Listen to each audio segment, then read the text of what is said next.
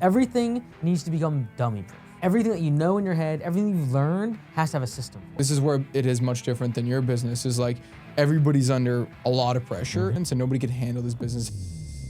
Hey everyone, it's Mike Andes. I'm the founder of Augusta Lawn Care. We have over 200 locations around the world. I'm also the founder of Homeworks, where we process over $1 million of revenue every day for home service business owners. Today's a different episode for my channel. I'm actually going to be doing coaching one-on-one in this studio for a large operator that has over $5 million in annual revenue doing snow plowing. Now he's at a crossroads because he's trying to take the business to the next level. He wants to get to 100 million. We're gonna talk about what are the stages from 5 million to 100 million. We're gonna think about national expansion, a lot of franchising and licensing and a whole lot of other things. That's the first half. The second half though is gonna be relevant to everyone. We're gonna talk about price increases, increasing the average customer value, improving the upselling process for his current operations, and reducing his sales cycle. These are things that every single home service business owner can learn from. So without any further delay, let me introduce you Stefano Narducci from Ontario, Canada. From your experience, how should I decide between franchising, a private corporate owned chain, M&A, buying existing companies, licensing my brand and systems, and what signals tell you which road is right for a founder and what must be true before committing? Yeah, like I would just work backwards from your goal. So like ultimately your goal can kind of stem also around how long you want to do it, right? So if you're like, hey, I want to be doing this for 10 years and then sell it. Well, that's very different than how I would recommend based upon that goal. And so like, for example, franchising, like I've done, I would not recommend that to anyone that's like, yeah, I want to scale this for 5 years and I want to exit for as high a multiple as possible. I would not recommend franchising. If someone's like, I want to do this for the next 40 years, very different route we pick, right? And so it really comes down to the goal. Like if the goal is maximization of money too, like it's also a thing to figure out is like, are we trying to maximize money? Are we trying to maximize impact in the industry? Are we trying to maximize number of people we hire? Are we trying to maximize control? Like the thing that we're trying to maximize, we need to know what we're trying to solve for first. Impact in the industry. Okay, so impact is important. How long do you think you're going to be doing it? I want to say that I think I'd be very interested, and I could feel in my heart that I could see myself doing this at least till I'm 50. Okay. I'm 25 now. So it's a long term. It's not like you're trying like, hey, I want to scale this thing and sell this private equity. No, I'm here for a long time. I mean, we opened a software company, Tractor Boys. We started around being in the business model. We've substantially grown in Northern, and of course, I want to take it as far as I can and for as long as possible. Like I don't really see an end road. Like I would just keep going until maybe it makes sense to bring on like a whole team of different people that I could work alongside with and maybe go more to a back end decision maker. But for the content that I make and for how much I'm really passionate about the business, I could see myself doing it for like forever. Okay, cool. So we basically have a few different options. One is going to be we scale by corporate expansion. Then we have franchising. Should be able to see that up there. Cool. Franchising. Then we have something like a licensing. I'm gonna put like licensing / community on this, because I think you could kind of make it more of a community too. So when you look at this, which one kind of pulls you in a certain direction? Like, for example, I know like a year ago you were thinking more corporate expansion plus M&A, which is doing a bunch of mergers and acquisitions and creating the biggest snow company in the world. Pretty much. Cool. Has your thought process changed over the past little bit? Or are you still thinking that way? Because like, it's also a matter of like, you might not 100% know, and that's fine. I can kind of give you the pros and cons of what I think for all three of these. But like, as you look at it now, knowing what you know, which way are you kind of pulling yourself towards, you think? Knowing what I've, heard and learned from others, I really am leaning towards the corporate expansion, M&A. Okay. However, like I just don't know the differences between everything enough. And I don't know based on where I'm currently at with the media and how I've built Northern. I almost want somebody that's in a way further and higher position than I am, and that has kind of been through this process to be like, this is what I think makes sense for you. Okay, so I'm telling you right now, I'm committed. I'm in it for the next however long, like, 10, 20, 30, 40 years, however long it takes. And what does it take? I mean, for me, the first goal is just getting to 100 million. I really want to get to 100 million. Once we get to 100 million, I'm sure we'll just move the goalpost to 1 billion because that's what everybody does. But I want to make an impact. I want to make an impact in particularly the residential space because that's where all my knowledge is. But I want to focus on a subscription model. I want to be known as the home service-based business that you could go to take care of your snow and lawn care, but without diversifying too much. Like I don't want to go to a point where we're doing all these different things. I just want to cut grass and blow snow. And I've done it really well in Sault Ste. Marie. And I know that there's specific markets that we could go and do that. Now I know if we go to the wrong market, we'll have a harder time. Right. We'll need more upsells in the summer. We'll need to provide, more different things. I just want to get good at those two things. I know that the summer side might call for some more attention. Maybe we might have to get into, doing some weed spraying and fertilizing, reoccurring services like that, which I'm okay with. Yep. If the market calls for it, we'll do it. But based where I grew up in Sault Ste. Marie, you need your snow blown and you need your grass cut. Right. Nobody cares about anything else. What percentage of your current year 5,000 snow do you do lawn care on, like mowing? It was 700 last year. This year we're planning to go to 1,000. That's my goal for the company. Got it. So I want to take it to 1,000. And it's not new customers; it's the same customers. Yep. Yeah, okay, cool. Which just goes to show you the difference, eh? Crazy. Yeah. What's the when you're doing the M&A stuff? Have you looked into multiples and like what those look like if you were to buy out other companies? Not really, no. I mean, my plan was to just kind of go after these smaller companies that are just copying and pasting mine right now. Going to see them and saying, hey, I want to have a majority stake. We're going to do all the back end, pretty much via command center or headquarters. We're going to do all the finances, the marketing, the sales, the software end. All you guys got to do is operate the company. So hire the guys out in the field, make sure it's running operationally, make sure the mechanics and everything are all up to pace. And when we got to go for snow events or you got to go and cut grass, just make sure the operation component of the business is getting taken care of. We'll do all the back end. And looking at it like a 60-40 split, 70-30 split, where we own a majority to make the decisions, but they still own the company as well, and it's our brand. I feel like ownership drives a lot of value and a lot of motivation, for the business owner. Yeah. Okay, so this is I will give you my opinion because you'll get other people give you a different opinion. If that's your goals, I would strongly recommend not going that path, where you get either minority, even majority stake ownership in a business, and then they still own the business. That would just be straight franchising. Because you need them all skin in the game if they're gonna operate to your level.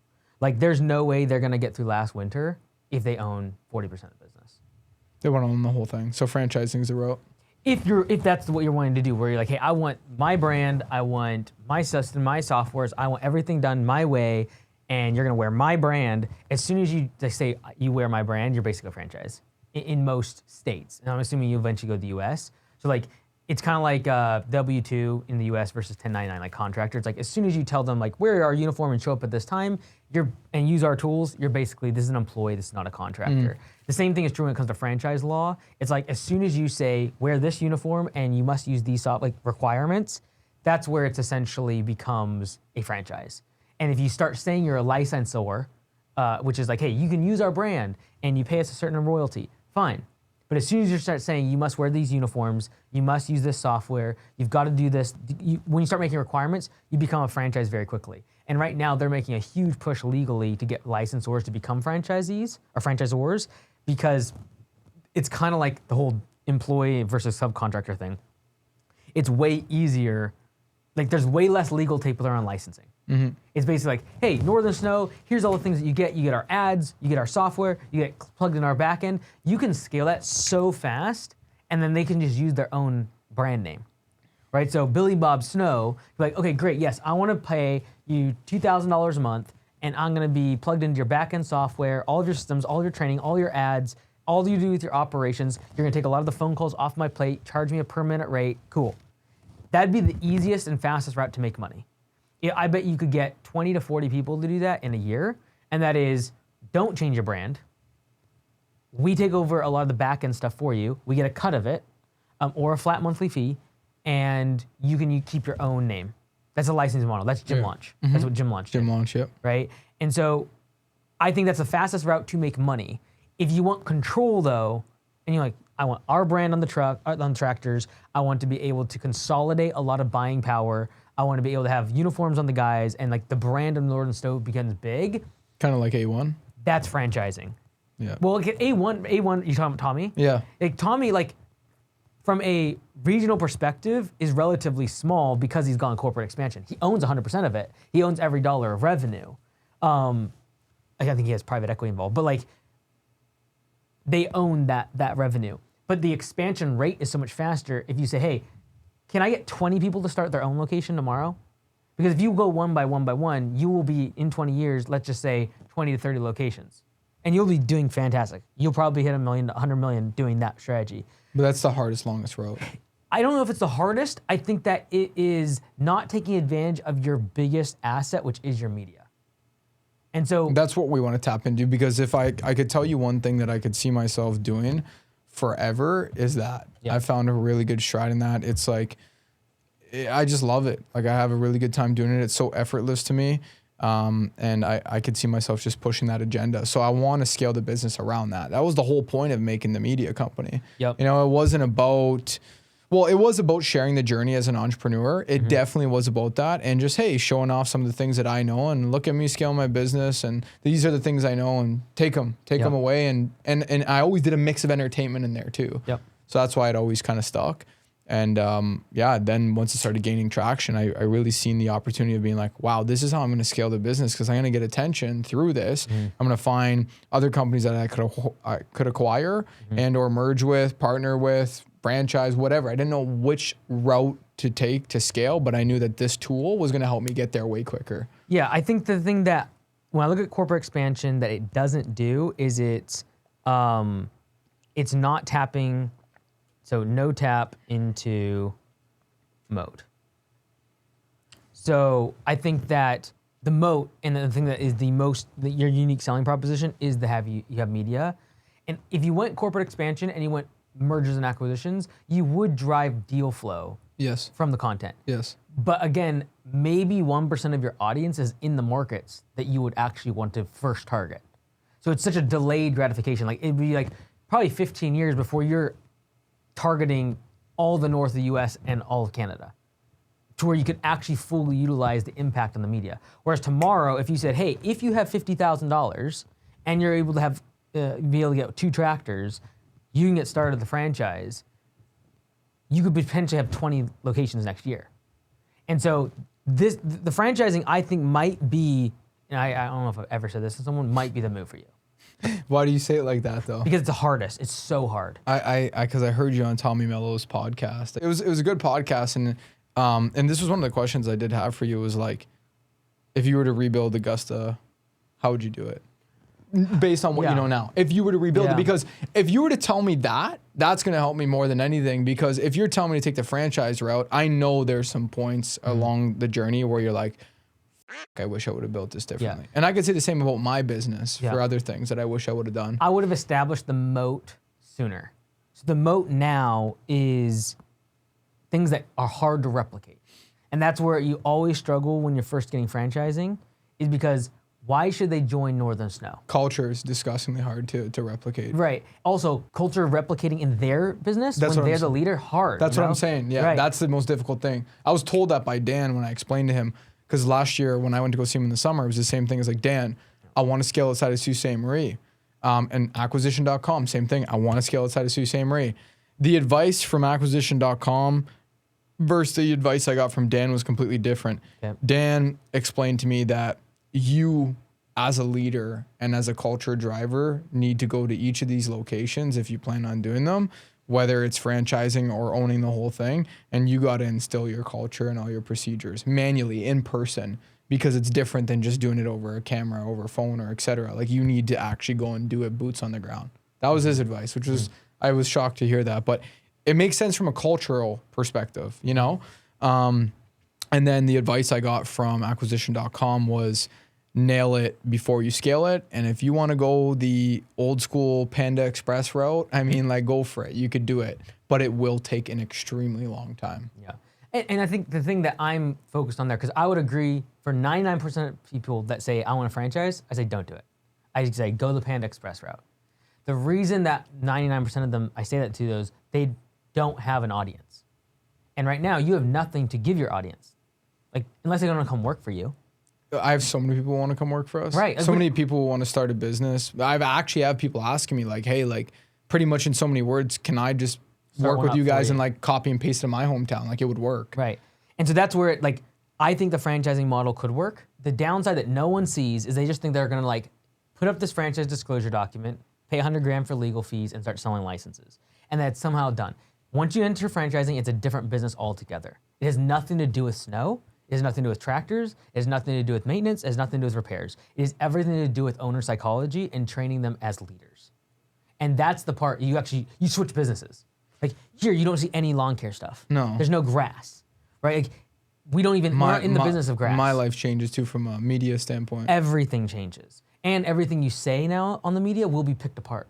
Because inevitably, when you have a franchisee, they're not gonna do it as good as you. They're just not. No matter how many systems you give them, no matter how many things that you give them in place that you know you needed and didn't have and therefore you failed, they will take the exact same system that you know works and mess it up. Because they're not you. Yeah. And then guess who they will blame? You. Yeah. And so the reason that most franchisors get into a whole bunch of legal disputes is because every single time a franchisee fails, they are always gonna point at the franchisor, 100% of the time. Like, if anyone fails inside your system, they will blame you. So you're saying it's the route, but it will change my life, the way I go about business and the content severely. Yes. And the way you build your current one location. Yeah. Because you are no longer in that game. Yeah. And so like when I went to franchising, I was like, oh, like this location is going to cut out a ton of services. We're gonna simplify this like crazy. I'm gonna have cut revenue by 30 to 40% so that I can step out of this and never come back in this door. And so it changes the whole way you think about the business. And furthermore, when you start franchising or even licensing, you have to ask yourself, okay, you're a 10 out of 10 entrepreneur in the snow space. Most people that are gonna franchise are not going to be you. They're gonna be a 7 or an 8. Awesome, nothing bad against that, but you've gotta make them operate at a 10 because that's what they expect. And so the challenging part becomes, how do you make it dummy proof? I feel like the stress too, and like just how difficult the winter is, like I'm gonna be really to blame. You know what I mean? Because when their customers are coming down, the equipment's not working and they're experiencing those difficult times in a time crunch too. This is where it is much different than your business, is like everybody's under a lot of pressure and nobody has patience and nobody can handle this business, hence why nobody's really scaled it too big, right? But invert that, because I think the biggest weakness of the industry is actually the biggest strength as to why franchising is important. Because the biggest reason people fail in snow is because of lack of community. And the biggest advantage of a franchise is the community, because there's one thing to be part of a Facebook group or a course or a mastermind. But the moment that you all wear the same brand, the level of camaraderie and culture goes through the roof. Yeah, I see what you're saying. And so now when they're in a Facebook group with someone that says, hey, you should do this, or hey, keep your head up, like keep going, I'm struggling too. The level of like togetherness and family is so different than even just like a mastermind or a course or a Facebook group. Even if they're competing with each other, like they're right next to each other, but like they wear the same uniform. It's like we are on the same team. And so that level of camaraderie is what is usually, the lack of thereof is why people quit in the snow season. Like they're alone, they're wasted, they're just like, I'm done. In that moment is when you actually need a community to pick you back up. Like, hey, no, keep your head in the game. You got this, right? And it was what happens at Augusta. Is like, hey, we'll send you a truck. Like, we got you. So now all of a sudden, maybe someone only has 3 tractors. They have 4 tractors worth of work. Someone helps them out. That is the stickiness of the community. And like, it's like the buffalo. Like, they figured out like we've got to stay in packs. And when there's like enemy, we all put our butts together and we face out. And that's what happens in a franchise that I think is the actual reason people should join. Oh, then I know I could be extremely successful, because that's the one thing I have on lock is that right there. Yeah, I agree. I have that on lock. The culture, the camaraderie, the way the business runs, and just being able to get in that many guys at that. I don't want to say it's not that low of a pay, but it is not much money if you don't have any other income. If you're doing snow removal and you have another income, then you can make good money working with us. But if that's your only income, it's not anything crazy. And to be able to have these guys show up at those times and go for days on end, you need a very sticky and toxic culture. You gotta have great leaders around. The energy's got to be there, and you got to be able to support your men. And doing that on a franchise level, I could see myself doing very successfully. Yeah. I'm just very worried about changing my path of content. A lot of people ask me how we scale Augusta Lawn Care to over 200 locations around the world. And one of the big reasons was our website. Now, if you don't have a website, you'll never be able to have premium pricing or have a premium service in your market. If you want to go to homeservicewebdesign.com/call, my team will spend 15 minutes with you making sure your website is dialed in so you can get more customers. Let's assume for a second we're going to franchising around, because we can deviate from it in a second here. But that's what you're stuck on. That's what you want. I don't think it's what I want. I think that it checks the boxes that you're wanting, because like I think that your strongest point is your ability to have build community. And I actually don't think most people have that. That's the easiest thing for me. Yeah. Being a leader and building a community is just like second nature. Yeah. And like realizing when people need pushed, when people need a little bit of love, when people need to be ignored, when people need to be propped up. That's actually, I think, that the skill that you have. And I recognize that in very few people, and they don't know what they're getting into franchising because they think they're going to get a legal piece of document. The person now gets access to the brand. They come for training for 1 week, and I'm good to go. And that franchise will never win. Most franchises never get to 100 locations, and therefore 90% plus of them go out of business. Franchisors. And the problem is, this is the huge liability you have in franchising. If you do that, and then you don't win, your content's huge risk. Because now you have a whole bunch of people that are going to come after you. And so this is where you burn the boats. Like, this is where franchising is like you go all in. It's not like, let's start a school community and like share. It isn't. No, this is like, I am going 110% into this. That's why I went and slept in the closet. It's like everything gets burned because every penny goes right back into infrastructure to build the moat, which the moat is like, yeah, it's the community, but no one puts value in the community when they join a franchise. Once they're in, they realize that. And like, I know that's the reason that will keep them from quitting. But the moat for them, their perspective is gonna be like better financing from Kubota. Like if you can get in, like when we have preferred vendors, I know I can save them 25% and save more than what they pay in franchise fees just in preferred vendors. You can do that because now you have buying power. Yeah, with Kubota, I'm the only brand partner in Canada. The only brand partner. And so if you say, hey, look, if you do it yourself, it's gonna cost you this month. If you get 5 tractors or more, you're paying for the fees. Like, why would you not do this? Oh, and we build your website, and we do all of your ads, and this becomes just, again, you are trying to build a business in a box. And you're trying to take every single point of failure and solve the problem for them. So it becomes dummy-proof. Because you have figured out a lot of things that you don't even know need to be solved yet in the business because you're an entrepreneur and like a 10 out of 10. And so you've just glazed over like my website stuff or the software stuff. You just glazed over it because you're so good. What happens is you get 7 or 8 in there, you've got to make them successful. And so you'll see where all the bottlenecks that they hit up against. So for example, for us, it's like there are people that will be great leaders and managing team, but they can't get 100 customers. Like the first 100, they stink at it. So like we're rolling this thing out. It's like, hey, you pay $20,000 and we guarantee you 100 recurring customers. We will run all of your ads. We will do all of the sales. We do instant quotes and sales over the phone. Why? Because I know that a lot of landscapers are not going to be great presenters and salespeople in person. So we take all these constraints and bottlenecks out, and then you build a moat that no one else can replicate. That's the part that in the long term you build huge scale with. And those are things like a call center, software, repeatable processes that no one else can tap into. I think the thing that is unique about your media— I feel like I have so much of those on a small scale already. Right, and I think the thing with your media, it compounds it. So for example, if you're able to say, hey, when you join the franchise, you get access to this roster of people that are signing up every single day from my content that want to be operators. So like, I just solved the biggest constraint for you, which is finding great operators. That's the hardest part of this business. Right. And you want to know why we have the easiest part? I mean, you want to know why it's the easiest for us? The content. Right, 100%. Simple. Like, we get, man, I get people who come from 8 hours south of Toronto just to drive up to be like, I just want to work with this company. You guys give me the opportunity to work as an operator. I just moved here. Yeah.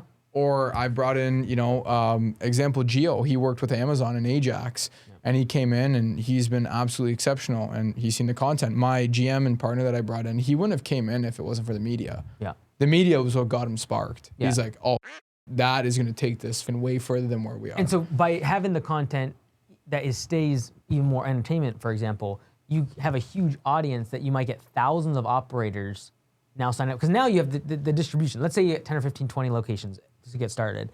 Now you have this network of, you can serve way more area, way more operators can be involved. And if you're able to solve that constraint of finding good operators, and then it's not like, hey, people applied. It's like, we actually have a system for making sure they're good. Yeah, we could put a funnel. We could put a funnel in place just because I do have so many people ask all the time to operate, comment, and DM us. hey, like, can I come work for you from all over the world? Yeah. Which is just crazy to think about. Power media is insane. We could capture all those people in a form, get them in our, ecosystem, and then be able to be like, hey, you're in Colorado, you're a franchisor. Okay, boom. Hey, we got a list of 4 guys who came across the videos. They want to work. And we vetted them. We got videos. Like, this is what we do for general managers. We're just rolling this out now. And it's like, we can run national ads, thousands of applications, run them to a video where they have to answer certain questions, and then we rank them. And we have a roster of hundreds of people that want to work as general managers. Because the hardest thing about copy and paste is finding great general managers. So solve the constraint. And so the thing that you have done, you just have to ask yourself, if I was to give this to an 18-year-old version of myself that didn't have all the skills, what would I have to tell them? Because it can't take them 6 years to figure out what you have. They need to be able to figure that in 12 months. And so you do as much of it as possible for them. Ads, you have to have it nailed because they don't know how to run ads. You got to have the website nailed, like dialed in. It's already done from day one. Like, here's how you do your Google ads. Here's how you do your Facebook ads. Click this button. It's done for you. I wanted to do all the back end for them, and all I wanted them to focus on was the people aspect. Yep. And even that we could help with by giving them talent, which was hiring the operators, the training, which I've done a really good job with our training. We have a 3-part process where we have somebody who's interested in working with us. They fill out our form. They do online training, kind of like like a Best Buy or something like that. They do their virtual training. Once they pass the virtual training, they come in for an in-person. They redo a small subset of that virtual training in person. There's a classroom setting, and then they get their hands-on feel in the tractor. Tons of procedure videos we've taken to be able to help them more with understanding the equipment. We have a small training facility in our yard. They go out there, they get experience with no snow, unfortunately, but that's the only way of having them practice. And that's it. They're vetted just like that. Now we put that process in place, and it's really good. And we could definitely copy and paste it. And after they do the virtual training, if they don't get a certain score, we don't even call them to do the in-person. So that kind of defeats all the lazy operators who just won't take 30 minutes to do an online course. Yeah. And I think too, it's kind of like opposite of us. Like during our winter, we train all of our owners.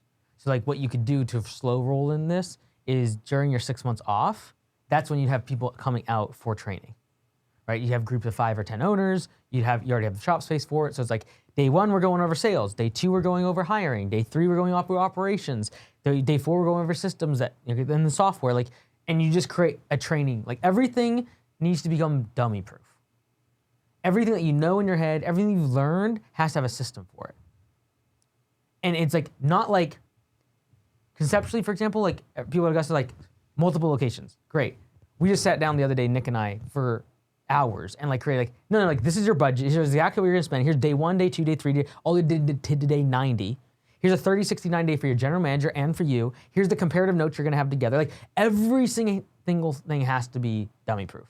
And so it's just a different business. Yeah, right? and I strive on processes. We have some strong processes in place. That's why we've kind of put ourselves in a category of one with our business. Like there's other businesses that have done what we've done, but they just spin their head 360 degrees being like, where the hell did you young kids come from? We've been doing this for 20 years. We scaled to 5,000 driveways. You guys did this in 6 years, and your business looks way better. Yeah. Well, media has something to do with that, but like we actually strive on processes and culture and making sure that we're thinking in a human first aspect, and how could we decrease the deficiencies and improve optimization? How can we get really quick out there? And your business, like that location, will get better by franchising in a way because you'll be forced to simplify things for your current operators.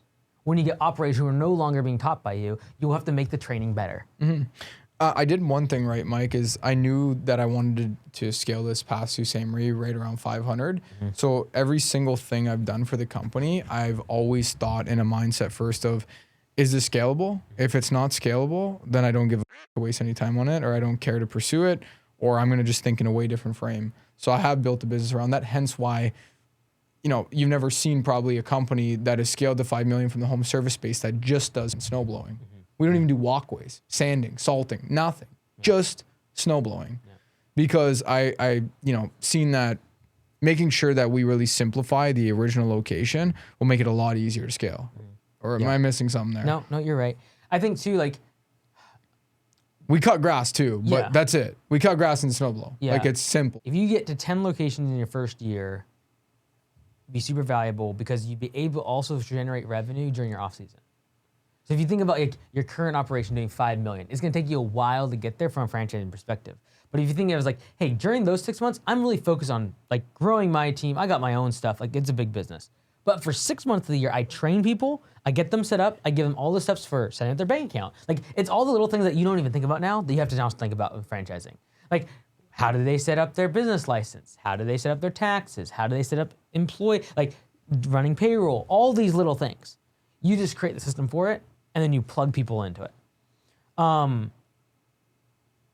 think if you could sell 10 in the first year, you would be able to scale pretty good. I think you're the first person I've ever told a franchise. Dude, everything I've heard, you've told everybody not to. Yeah, so yeah. I was coming here and I was like, I was expecting you to say the first thing is, yeah, you're not going to franchise. Yeah, no, because I think that you have the skill of community building, and then secondly, I think you have the unique selling proposition of a community and an audience to sell to, because the alternative is you have to go sell your soul to private equity to be able to get the money required to go to brokers. And you don't need to because you have the content. Now, the thing that's challenging about the first 10 is you can't say you're gonna franchise without, like you can't advertise as a franchise until you have your franchise docs in place. So what stinks is technically you kind of have to put in like 50 to 100 grand before you can ever actually say we're franchising. Now, what you could do is sample your audience and say, hey guys, if I ever allowed you all to start your own Northern Snow, how many would you be interested? Get them on a call and just talk to them. Don't ever say the word franchise. But if you got 50 people and 20 show up and 10 of them you know actually have the money and they have existing business, they're ready to convert over, you have a business.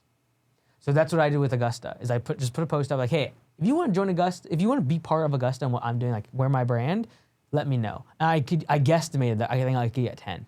So I got 9. The very first training with 9 people. And now I look back at that training like, oh my word, I don't know how they even stuck around. Like it's crazy. And that's how it would be. Like, but if you can get 10, then you can actually dedicate time and resources. Because let's say they all give you 30 grand. They get in. 300 grand during your off season is enough for you. But okay, I'm gonna hire one person to really think about franchise operations, kind of like a Nick, franchise owner success, all the time. That's all they're gonna do. They're in the community, they're reaching out to owners, they're doing check-in, they're doing monthly coaching calls, they're running the metrics, they're everything franchise. You can hire that one person with just the initial fees. And then you have the bandwidth during that quote off season to now focus on that. Also, you don't make a lot of money on mowing, just let that do passive, focus on the snow, but then during the 6 months during your summer, you're training people, they're coming out for discovery days, they're seeing the operations. Just think if you said, hey, if you're interested in joining the franchise, cool, come out for a discovery day, see our whole operation during August, during July. And in that, you just have a built-in sales process for getting to become a franchisee. Mm-hmm. Simple. Yeah. Now, I'm going to get to my next question, and I need to make sure that I'm on the right path with this. I feel like doing a subscription route too would make a lot of sense, and I'll tell you why. Okay. So I've really, and this is just my, procedure mindset going forward, and me just having such a heart for the human aspect, is right now we're a contract-based business. Yeah. And if I want to scale my model, I want to scale it the way that I know, and that's via contract-based. Mm-hmm. Okay, so with the contract-based model, you have a 6-month contract for lawn cutting, you have a 6-month contract with snow. Yep. That 6-month contract with snow only gets you up to a certain amount of centimeters blown from your driveway per year, and then you get into surcharge. Mm-hmm. Your contract for the summer is on a bi-weekly or weekly schedule, depending on what you pick, and that'll only get you a certain amount of cuts in that 6 months. Outside that, cuts will be charged additionally, and yeah, that's just pretty much it. Super simple. I spend, as of right now, close to almost a whole year. I want to say 3/4 of the year, 9 months. I have 2 or 3 sales agents renewing customers for the next winter. That's a bottleneck. Mm-hmm. It costs me a lot of money. Mm-hmm. We're not focusing on customer support and nourishment enough. There's not enough income, even with the price increase, to be able to get more people to bring on for support and customer success and nourishment. They're just not. And we're lacking really, really hard because all of our internal team is going towards renewing these customers. And it's simple things like, hey, I just want to call to renew. And yes, we could capture a lot of that through the software, but a lot of these people are old school. They want to come in, they want to renew for the winter, they want to come in person and pay. We probably get 1,000, 1,500 of our own customers come and walk in and pay. Maybe because we're from a baby boomer town and we have a lot of old retirees. I don't know. But we have a lot of in-person. We have a lot of phone calls. Majority of visit phone call and in-person. And then, that's pretty much a big bottleneck I've seen. Okay, so I want to go to subscription routes because to solve that problem. Once we have them on a subscription, that's it. No repetitive sales cycle. Okay, zero, none. All we could focus and double down on is customer success, which is like you're kind of killing two birds with one stone because you're making the experience not only better for the customer, but you're also solving for the customer too. So I don't know. It's just like, it just makes so much more sense. I watch my sales team go for 3 months straight. 1 or 2 agents will work minimum 50, 60 hour weeks. And I watch us start at 0 every April. And by the time we're in December, we have all of our customers. And it's this long, slow burn going from 0 to 1,000, to 2 to 3 to 4. And it's like so much effort from the team for no reason when we could just have them on a subscription and the payments come out every month, just like Spotify or Apple Music, and they don't have to blink an eye. Or if they want, they can pay in full and they get a good discount if they want to pay in full. But even with paying full, it's still a subscription. Just like an annual payment for Spotify or Apple Music, once that 1 year comes around, you will be charged again. That is the model I want to run. And how I want to plug it is you have your option to do just snow, or you have your option to do snow and lawns. My main focus is I want to get as many people as possible on snow and lawns. Why? Because then this goes to the other part, which is me having a heart for the guys. When I go and hire 60 guys for the winter, and I got like 40 guns, like guns out of the 60. The other 20 are all right. And I'm looking at them, and this is going through my head this winter, and I'm like, my heart's broken. Mm-hmm. All you guys are getting laid off in the spring. Yeah. All you guys. Like, we're only keeping 15 out of 60. How do I keep them? I got to get as many of my winter customers as possible to convert to being interested and being with us all year round. Mm-hmm. So then my head goes to a whole different thing. And I don't even know if we'll be successful doing this. And I kind of wanted to have a second location started from scratch to see if this is possible.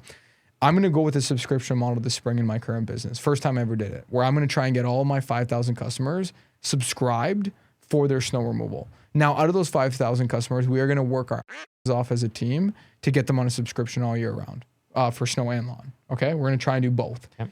Now, this will be the first time doing this. And if it's a success, it's definitely the way I want to scale the business moving forward, because you're decreasing the sales cycle for our internal staff, which is decreasing expenses of paying a sales team, which is pay a sales team pretty well, right? Yep.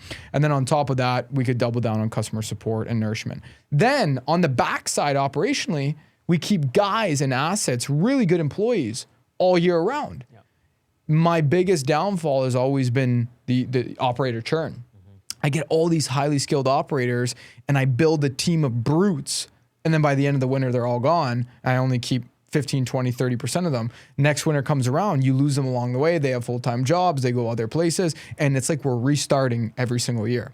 So to me, how I would rebuild this business, if I had to do it again, if I had to rebuild it, just like I wanted to ask you how you rebuild yours, if I were to rebuild my business right now, I would focus on more average revenue per customer, more money per household.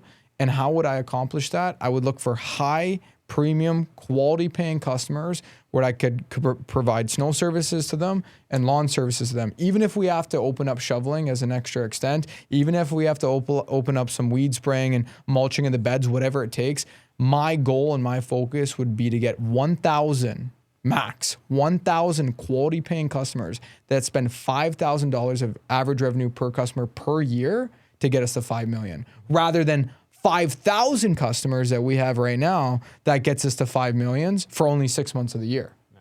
That is how I would rebuild this business. And that's what I think would stick from a franchising model. Mm-hmm. So that's something I wanted to kind of pour my heart out about, because I built such a great business because there was such a big market. But I know now, looking at it, I'm like, I got 5,000 customers on the snow side. I know to these 5,000 customers, there's 1,000 customers in there that would pay 50% to 100% more than they're paying right now. I know that we could upsell with doing shoveling, because doing 1,000 homes with shoveling and snow blowing is not that hard. Doing 5,000 homes with shoveling and snow blowing is impossible, but I know I could do it with 1,000. Then on top of that, you provide lawn care for them and maybe some other upsells that you could do that are reoccurring services. You could almost get an average revenue per customer to like $6,000, $7,000, $8,000, $9,000, $10,000 per household. Times that over 1,000 customers, you're in the $5 to $10 million bracket for one location. Yeah. Now, I went on a tear just because I'm like, there's no other guy that would understand this better than you. What do you think about that? Yeah, I think your lawn crew becomes your snow shoveling crew. Yes. Because a lawn care guy is usually not going to be as qualified to be an operator. All our lawn care guys are operators. Right now, I'm just if you're trying to scale it, like you can get a lawn care operator for a lot cheaper. A lawn care like mowing crew. Then a guy can drive a tractor. And does a great job of. Yeah. Right, and so I think that like your snow shoveling would probably, let's just say there's 1,000 snow shoveling clients. That's your 1,000 mowing customers. Yeah. So like your mowing crew becomes your snow shoveling crew, and I do think you can get the 1,000. You can get an extra 20-30% revenue just by doing snow shoveling. But now, how do you feel about just going after, like now I've changed the customer avatar at this point. Our new avatar becomes somebody who's looking to not touch anything outside of their home anymore. I think you use pricing. I think even with the whole like subscription thing, I don't think you need to push in that direction. I think instead we think of it, we have 6 months of snow, we have 6 months of lawn. When we hit the end of our snow season, we tell you, hey, do you want to see us again when you start? October 1st? December 1st? Is that your November 1st. November. Okay. Hey, do you want to see us November 1st? Or we can continue at your current rate and we come mow your lawn. Click one of these two buttons. I don't think there needs to be a big sales process there. Because if they opt out of mowing, I want them to do in opting out of mowing is to opt in to starting next winter. We have their card on file, right? Do we require cards on file? All cards on awesome. file. So it's like, hey, look, do you want to see us in November 1st? Or do you want us to continue mowing at your current rate? Your current rates for snow is about what you would be charging for No, lawn's a bit more. a little bit more. Yeah, quite a bit more. I would say Almost though, like, double. Is it double? Almost double. If they're weekly. Yes. What if they're bi-weekly? Bi-weekly, let me give you an example. Because we're only 24 cuts this season on weekly and 12 cuts bi-weekly. Yeah, see, that's the thing. So for like snow, for 12 months, they're paying $1,000. So bi-weekly model. So if I have a 12, that's $85 a cut if you're doing bi-weekly. It's $60 if you're doing weekly. Let me see how we did it. We do the first 12 weeks, and then we do 6. Okay, sorry. Bi-weekly is 18 cuts. Okay. Bi-weekly is 18 cuts, and then weekly is 24 cuts. Okay. So I'll tell you what we did and what we solved for. Bi-weekly sucks. It looks horrible on your business. Yeah. But for us, we figured out a way of tapping into it in our hometown because we have a lot of people that don't care about their lawns. We don't have nice lawns in Ontario and Canada, period, because all the pesticides and BS. Yeah. And then on top of that, being in Northern Ontario, where we're primarily a snow season out there, everybody's lawns is just weeds. Like it's not, there's no lawn. So that's the thing, you can make sense of a $40 to $50 cut. Yeah, we can. But what we've done is when we used to do bi-weekly, it would kill us because when the vegetation's high, we couldn't keep up and it would murder us. So what we do is the 6-month contract, the first 3 months we front load with weekly. The back 3 months we do bi-weekly. That is what we do. And that is your bi-weekly package. It is weekly service for the first 3 months when vegetation's high. Around midsummer, our vegetation dies. If you don't have an irrigation system, your lawn ain't growing, barely growing. Yeah. It's only growing a little bit, maybe an inch every 2 weeks. So in the perfect world, let's assume weekly during the first 3 months, bi-weekly in the second 3 months of the growing season. That's our standard package. How many cuts? 18 cuts. 18 cuts. For the standard package, our bi-weekly So 18 cuts. If we take, let's just call it, right now you're usually $150 per month.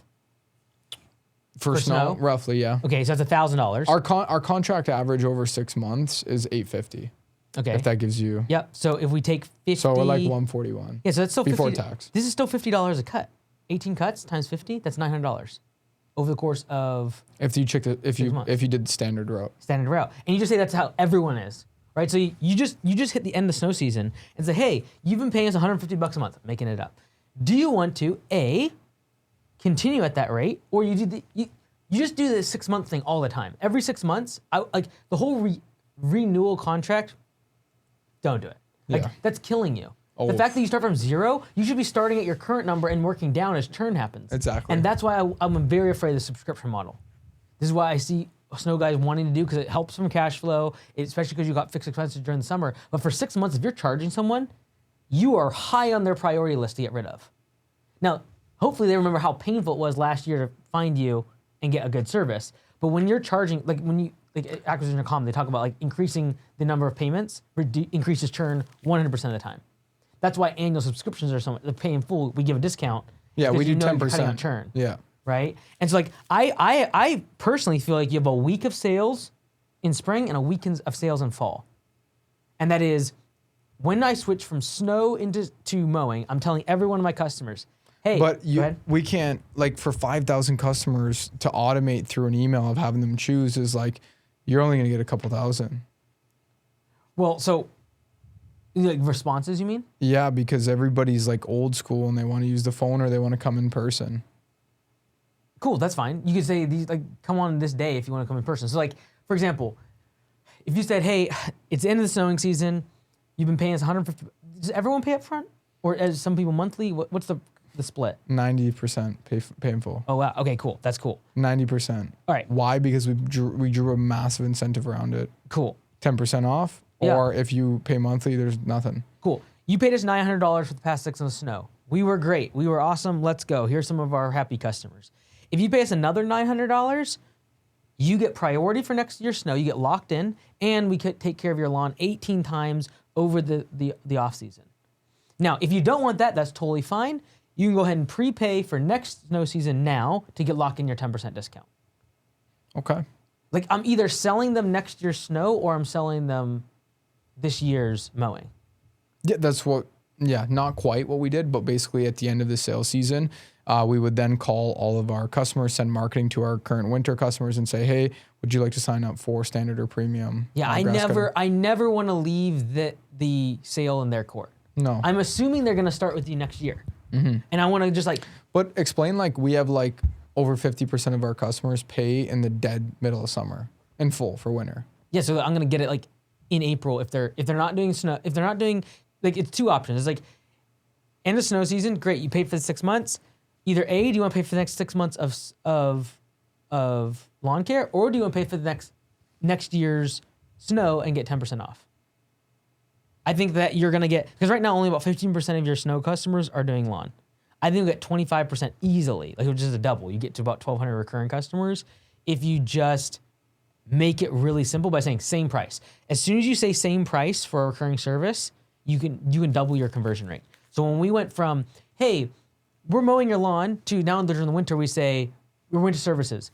As soon as we said it's the same price as mowing and we come the same frequency, immediately doubled conversion from 20 to 40%, immediately. Because it's just like, oh, I'm already budgeting. In their mind, they've already budgeted for this. So it's like, hey, do you just want us to continue coming the same, keep seeing our trucks, Northern Snows, Northern Landscaping, you pay the exact same amount. You know that's in their budget. Their paycheck doesn't change, their budget doesn't change from winter to summer. So you can tap directly into it by saying it's the same price. And at that $50 per cut rate, especially knowing that it's not like premium lawns, it's like you gotta cut the weeds down. Pretty much. You can make that work. Mm-hmm. Okay, that's brought me a whole different perspective then. Because then what I want to kill, and this is what people do all the time when it comes to even mowing, they'll be like, I'm going to charge a subscription and charge them throughout the winter. And then 4 months of not showing up to the person's house kills, like churn just decimates them. Mm. And so like if you don't show up at their house for 6 months, you're going to have huge amounts of churn. The only reason why I thought I would have success with it was just because of the reason that there's customers out there that pay basically in full in the summer, all summer long. Good, so get them up front. Yeah. It's like, hey, we're done the snow season. Either A, you lock in next year's snow, 10% off, or pay what you paid for the past 6 months of snow. Now it's for mowing. Okay, I see. You're onto something there. That makes way more sense. Now, what if it was what if I wanted to rebuild the business and like you had to get snow and lawns with me and we did a subscription model? Then it would work. Love. Then you make a loom. So this is what we do for winter services. So like we're trying to solve the inverse here, which is we have 4 months of no mowing. We do a loom video with a price comparison of the two. So if you did a loom video for all your customers, like right now you could send them an email, but to your point, 30% of them are gonna open it up, right? And a bunch of them are gonna see the email and not even click a button, right? So you're gonna have to like the higher level of education you give them, the higher level of conversion. So we know the same exact location can convert on winter services between 20 and 70%, depending on 4 different ways of reaching out to the customer. The lowest level is send an email, and you're hitting around that right now, 15%. Like that's the lowest. Like send an email. Hey, if you want to do this other for off-season winter services for you, for mowing, you're getting about 15 to 20% of people to convert. You go one level up with that is you send them a Loom video, the price comparison. Hey, if you sign up now for snow, we get this. Oh, by the way, you also get this extra thing if you also get our mowing services. Like you throw something else in there, for example. You can sweeten the deal a lot. But in my opinion, no one goes through the summer without converting to next year's snow. Like that slow build will crush your margins from admin perspective. And it's very hard to plan for next snow season when it's building all off season versus just being like, I had 5,000, 4,800 of them already are ready for next year. Great. I know I have capacity for so many trucks, tractors, like let's go.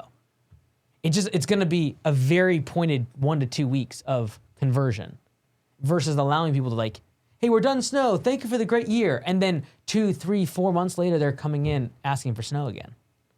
I'm just going to assume they're going to be back on. Like you have their card information on file, right? Everything. Dude, I would just say, look, next week you're getting charged for next year just like last year unless you tell us otherwise. Opt out. If you made this an opt-out strategy, this is like the third level for us for winter services. Is that, hey, you're on mowing. How we do this to make sure everyone's bills stay consistent, your budget doesn't have to change, you don't get a really expensive spring cleanup and fall cleanup. Hey, we just have this new budget-friendly option, stays the same price throughout the off-season. If you want to opt out of it, let us know. That's when you make the big jump. That's when you cross the chasm to where the majority will stay if you just say you have to opt out. Now, contacting all those customers is just SMS and email. SMS, email, and I would make a video. So the video is the thing that allows you to be able to I still really only explain think we'll things. probably do half of our customer base, maybe. Great, and but the other half you're calling. Yeah. 2,500 calls. So 2,500 calls across 5 agents. You'd hire a few people for part-time basis for 2 weeks. You can get through all those people in a week or 2. Okay, that's a way different approach and strategy. I think that would be exceptional. I'm just afraid of your churn during the winter, or the summer. If you had people all year round for Paying both you. services, it's fine, I think. But Yes, 100%. the way I'm doing it, no. You're gonna have people that are paying in the summer for snow, and they're gonna be like, this. Yeah, like, and right now, if you said, hey, 50% of my people are doing lawn. Because you're not getting any value for 6 months. Correct. And that will kill a customer. So you can just have like 3 different tiers. You have snow monthly, you have snow annually, and you have snow and lawn. Those are 3 packages. And inside of the snow, you have premium and standard. Okay, that would work really well. And then when it comes to the end of snow season, you don't accept people in the middle of August unless they're new customers. And you can just pitch it as like, hey, if you sign up now, you get the 10% off. But that ends May 1st. So you just pull all that demand forward. Okay. I have a strong idea to go about this. That brought me a whole different perspective. And while you're pitching them that, you're pitching them the other 6 months. Yep. Especially like people paying for lawns in the summer too. They'd be so pissed. And I guarantee you half of your snow customers don't even know you do mowing. Yeah. No, they don't all know for sure. And it is a matter of like, we have the 4 different levels. If you actually, our most intense operators will go knock on people's door and show them the price comparison. You will convert 95% of people. Like, hey, look at the price. Since you're doing snow with us, we give this discount. This is what you do. You say, hey, look, usually it's $80 per cut for mowing. Because you're part of our snow service and you signed up for next year and you prepaid for that, we're actually just gonna honor that same monthly rate. That's cut you down to $50. So you're getting like 40% off. You wanna go sign up for the next 6 months, it'll be the same exact cost as what you've been paying us over the past 6 months. Yeah, that'll work. You just doubled the lifetime value. You became a $10 million company. Yeah, just like that. Boom. I feel like we'd probably convert like 70% of our people if we did that route. It's just the manual input and effort is going to be crazy. I need It's the same way that you ramp up for operators. Yeah, I got to do it on the other end. You do it on the admin side. Ooh, that's interesting. You're going to get to 5 to 10 people on the phone just pounding. Yeah. So like for the book launch, we had 5,000 people. I'm like, we're just going to call every single person. Make sure they show up. So like 5,000, you can do that. You can get 5 to 10 people in your office. You train them for 2 weeks. You pay them a gobs amount of money, and you pay them based upon their conversion. You pay them based upon how many people to upsell into the mowing service. Yeah, we'll expand rapidly. That brought a whole different approach. My God. Okay. Now, when you think about scaling it to the next location, though, and maybe just focusing on premium customers that have both services, do you like that or you don't like that? I like a two-tiered approach. I like Because people want options. Yeah, I think to say that right now, 15% of our customer base is going to somehow become 100% next year. Not happening. If we I get couldn't even get enough trucks and equipment to do that. If we can get that to 60 to 70% though, like over the course of time, by increasing that conversion, I think though you can double the business by doing two things. One, in spring, having a better conversion from snow into mowing. And then when you hit snow season, you already know how many customers you have because we've pre-sold them early in the year. But now you're going to go to them with the upsell for the shoveling. And that's how you're going to keep your mowing crew busy during the winter. Yeah. You go after those 1,000 shoveling customers that he's low-hanging fruit. Low-hanging fruit, lots of money. This is no ads. None of this is ads. Yeah. Like your customer acquisition cost is people in that calling for 2 weeks. It's just calling. It's just letting them know about the thing you have to offer. Yep. And then making a really good video explaining it all. Simple. Inside the text. That's simple, yeah. Yeah. So, hey, Mr. Jones, inside of your email, go check it because these are the three options we have. It's 60 seconds tops. These are the three things that we're doing. We're now offering this new service. We're reducing it by 40% for our existing customers as our way of saying thank you to be a loyal Snow customer. Get 40% off. Match your price of what you're currently paying. Yep. And that'll just give them the standard service. Yeah, and you're like, well, what about the different sizes of lawns? On average, a larger driveway is going to mean a larger lawn. More than likely, always. Yep. Yeah. Yeah, always. I just didn't want to, like, the first thing I go to in my head about thinking about that is, you know, there might be a smaller driveway and then a really big lawn. Yeah. What happens then? Dude, if we can take this business from $5 million to $8 million next year by just adding lawns and not adding a single more one more tractor. Doesn't matter. Because that's the hard part about this business is you have to keep adding tractors. Now, do you say I focus on this for the next year or I focus on franchising? I focus on this. I think you focus on this. This is like the lowest hanging fruit. The lowest hanging fruit is that you don't buy a single more another tractor next year, but you double the business. Yeah. And you do that We also acquired a business in our hometown. I don't know if I saw that. I heard that a few months ago. Yeah, yeah. Like if you did nothing, you would double this business if you just focus in spring for 2 weeks.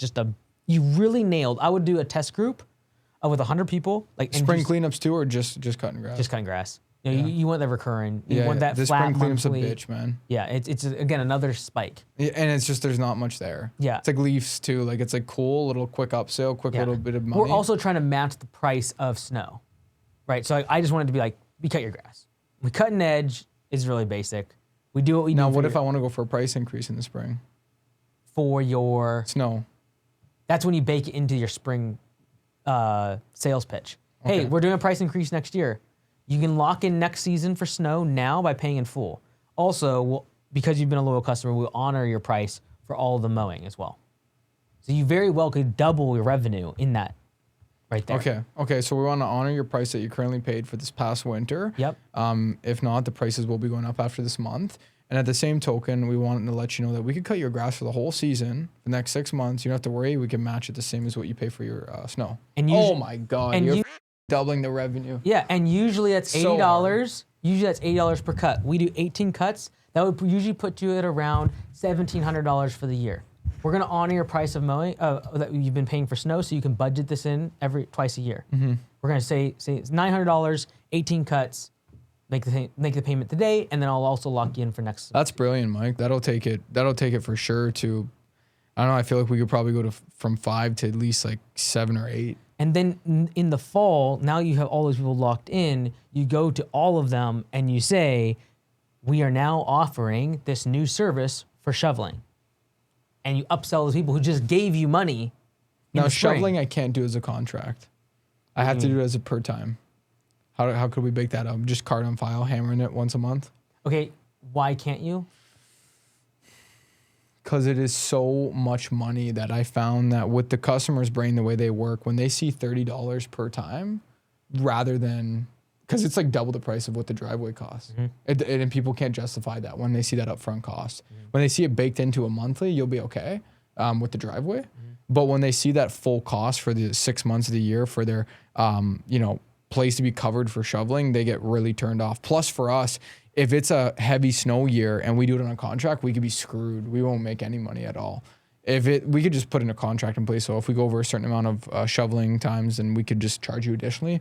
But what we found works because we tested it right now. We have a small shoveling crew out, just so you know, 200 2 crews, and this gets our lawns trucks moving too, which I love. The lawns trucks just sit all winter. Yep. And the ramp racks are perfect for and doing. you're going to need to use them during the winter now, because if you scale up and now instead of 15%, 30 or 40% do snow this or lawns this coming spring, you're going to need to get those trucks activated during the winter, which would become the snow shoveling crew, and you're okay with a lower rate.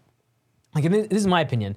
If you pool the sale for snow back to April, the way that we're talking about, come October, there's new money in their pocket.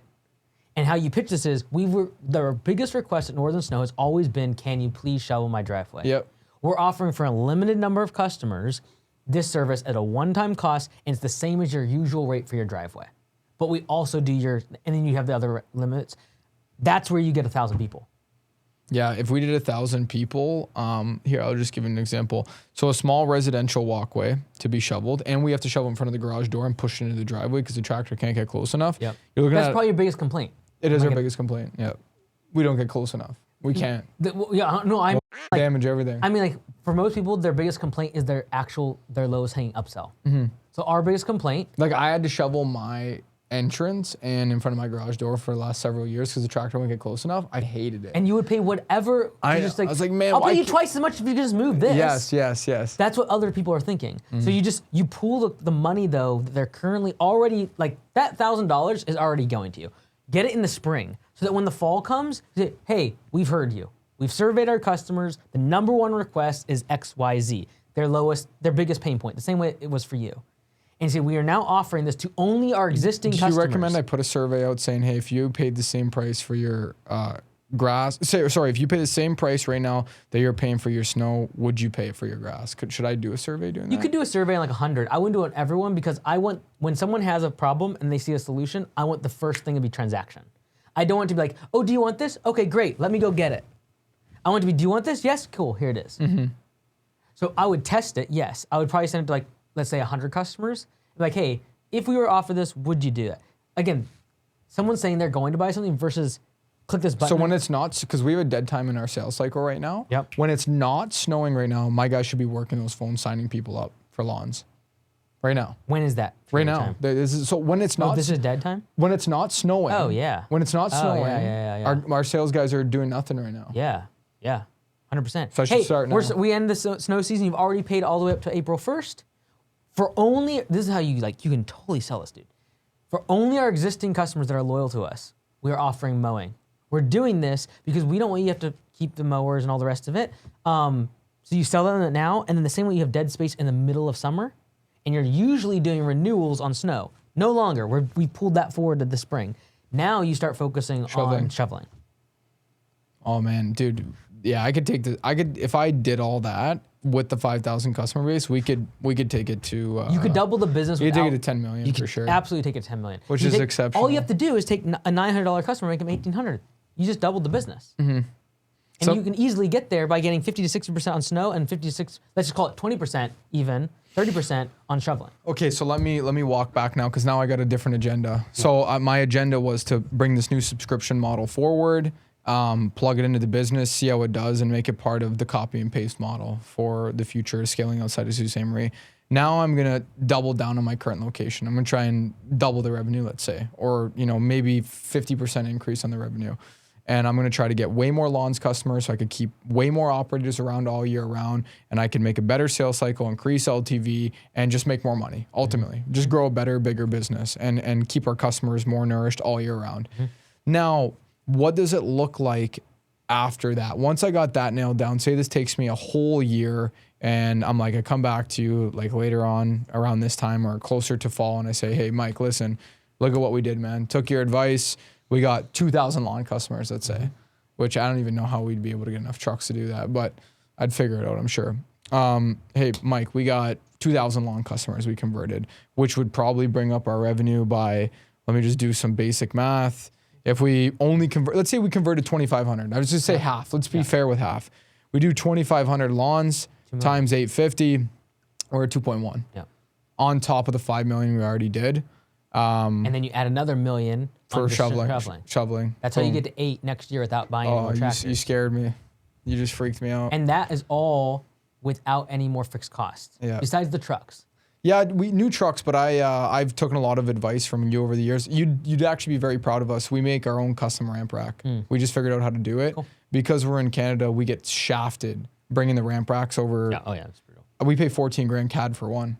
You guys probably pay 3 grand for them here. Yeah. So we get killed over there. So my shop manager and our team got together and we're like, we got to figure out how to build these our own way. So we fabricated our own. We call it the Northern Ramp, and does a great job. So the question is, okay, we do that this year. What's next? That kind of what you're asking? Yeah, I just want to figure out that if I could lock that down, say I come back to you, if you like me enough, say I come back to you a year from now and I'm like, Mike, here's where I'm at. We're 2,000 or 2,500 of our customers went ahead with the lawns. It ended up working.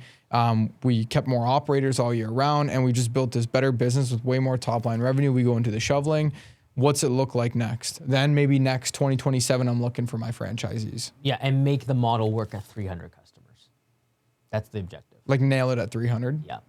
Because you need. Should I work in private with a small company, like just for free to help them? Just focus on this. This is so much higher level. Like, because I've done that. yeah. I've successfully scaled like just by doing a little bit of coaching calls and just helping them for free from the goodwill of my heart. I've scaled like a handful of companies in Ontario that have went from 0 in like 800 driveways. Yeah. This model where you actually focus on the lawns, you have recurring revenue throughout the year, you don't have this huge sales cycle throughout the summer. If you're able to nail that, that's a franchisable model. What's not franchisable is huge sales cycles, complex services, and huge off seasons. And so if you can take those 3 things away and say, hey, if you have 100 grand and you can go finance 2 to 3 tractors, you can join Northern Snow, and I'll give you the roadmap to get 300 customers. It's gonna have you at, let's just call it $800,000 in annual revenue.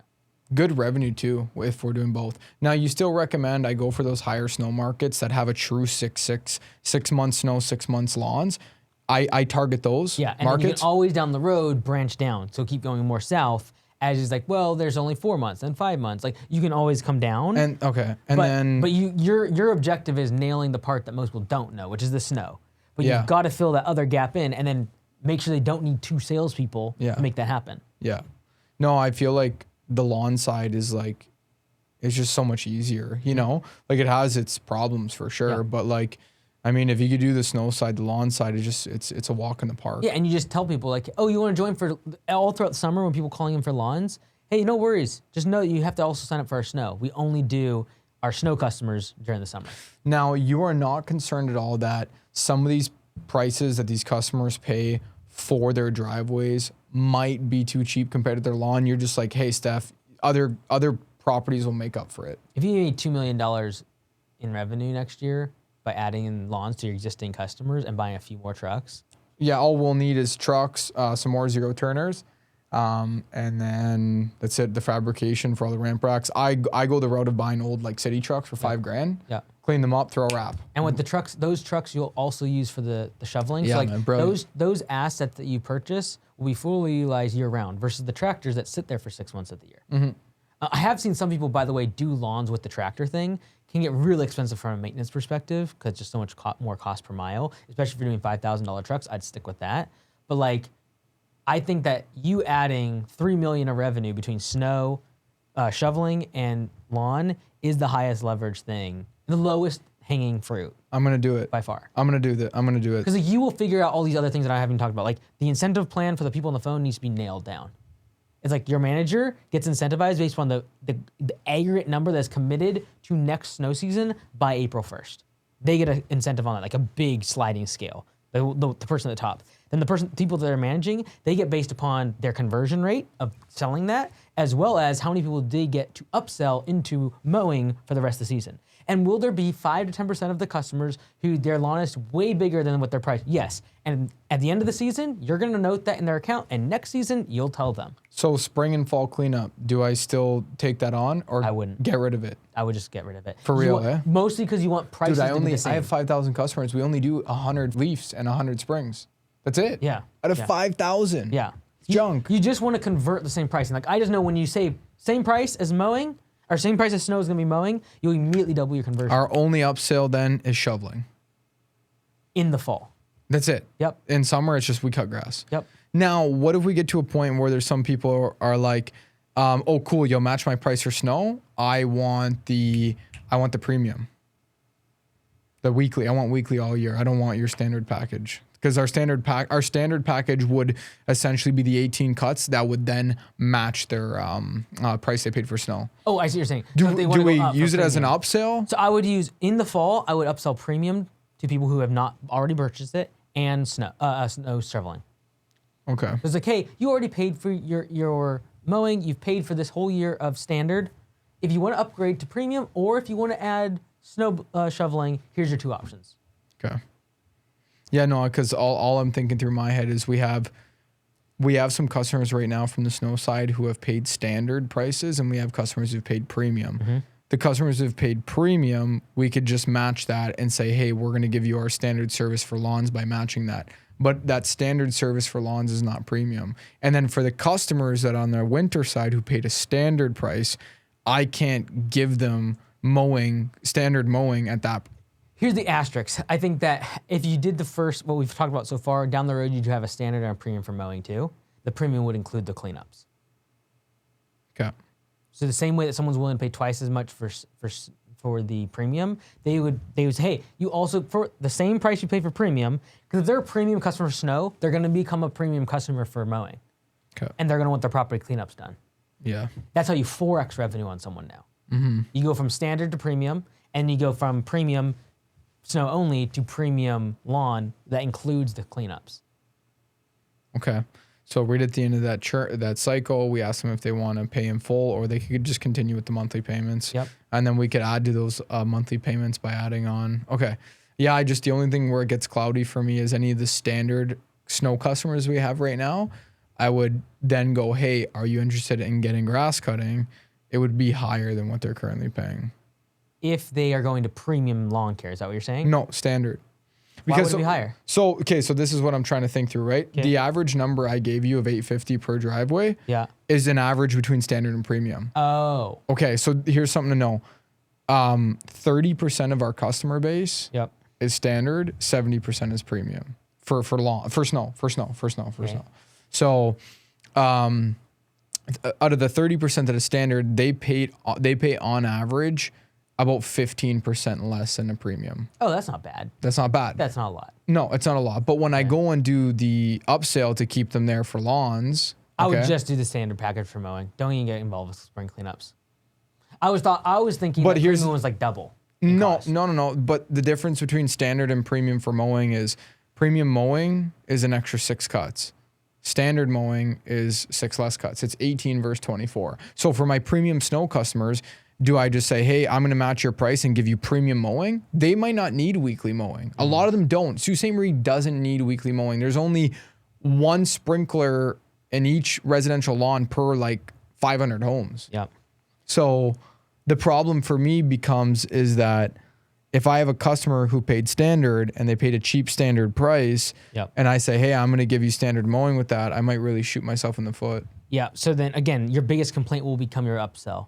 Like, oh, you want your lawn cut more often? Is growing really fast? Okay, so there's a premium version of mowing. That's when we do that. Yes. So you have your snow mowing. And that is the upsell then. Yep. Okay, so we lock them in. Hey, premium. The first 3 months we're going to come weekly. After the first 3 months, when vegetation goes down a little bit, we're going to move to bi-weekly. Exactly. At that point in time, if you wish to upgrade, you could call in and we'll upgrade the rest of the 3 months for you. Yep. They're right here. They're on standard snow. And they moved over to here, and like, I don't like that. It's like, hey, great, we can upgrade you, and we'll do you more often, and we'll move you down here. Now, standard snow customers, like, I have to charge a little bit more than what they're paying for snow. I can't match it because we'd be losing hard. You mean if they could like that? Convert to lawns. Yeah, if they convert to lawns. So, for example, just for some basic numbers, I have a premium customer, okay, for lawns. I mean, for snow. I have a premium snow customer. They're $850. Okay. For the whole season for 6 months. I want to times that by 2, and I'm going to give them their 18 cuts for the summer when I upgrade them, or not upgrade them when I sell them after the winter is over. Yep. So that's pretty much what we'll collect from a customer. Yep. $40 a cut. Okay. Now, when I think about the standard customers for snow right now pay around $700. Okay. So they're $150 less. Yep. Let's just say. I'm just making simple numbers. When I go and times that same homeowner buy 2, I'm missing out on a lot of extra revenue, $300 of revenue per house. If I have enough standard customers say, hey, I would like to get the mowing too, they're ultimately paying a cheaper price.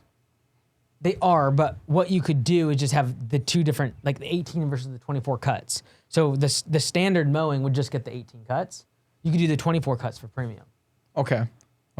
I could do that. That's what I'm saying. You'd have like a premium. What I wanted to do, where it got confusing probably for you, I want to do it the other way around, where everyone goes to 18 and then you have a lower even. No, everybody who is a premium customer would get the option to have their price matched for standard mowing, only 18 cuts. You could do that, but then the trouble is you're penalizing your premium snow customers for the same number of cuts as if they were a standard snow customer. That's what I'm saying. You see what I'm saying? Yeah. But I already know it's kind of cheap. That's the problem, because right now, on average, just to be simple, my driveway is like, my driveway right now, we'd pay, it'd be like $900 for my company for the year. Yeah. If we went with premium mowing, I think right now we're I'm just gonna do it per cut. This is standard mowing. Sorry, let's just say I think we're 55 at my house. Right. So we're $100 more revenue for just the standard mowing. Yeah. Now when I go to 24 times the 55, that's a lot of extra revenue I'm missing out on if I match my premium driveway prices for all my premium snow customers for lawns and I give them premium service, I'm losing out on a lot of revenue. Now, if I do, I'm a premium customer, I pay $900, and I decided to go with the standard mowing, that's my upsell in the spring, is I say, hey, we'll match your price. If I go 18 times 55, I'm only missing on the $90. But I doubled the revenue for that customer. You see where it's getting Terry? If I do premium, that's an extra 6 cuts I got to go out for. Right. I'm losing money. I don't know losing, but it's gonna cost. It's gonna cost, right? Yeah, but they're a premium customer. I agree with you. I think you could probably just say we just do 18 cuts for mowing. Okay. We divide it by whatever, regardless. If you're gonna do that, basically what you're doing is wiping out this. It's like everyone just converts to this standard 18 mowing cuts, regardless of where you're at.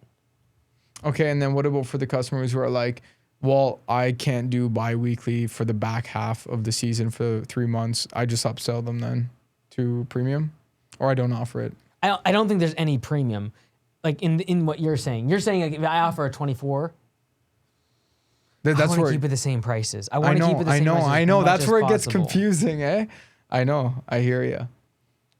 I think I would just have a per cut rate if they wanted to add stuff on.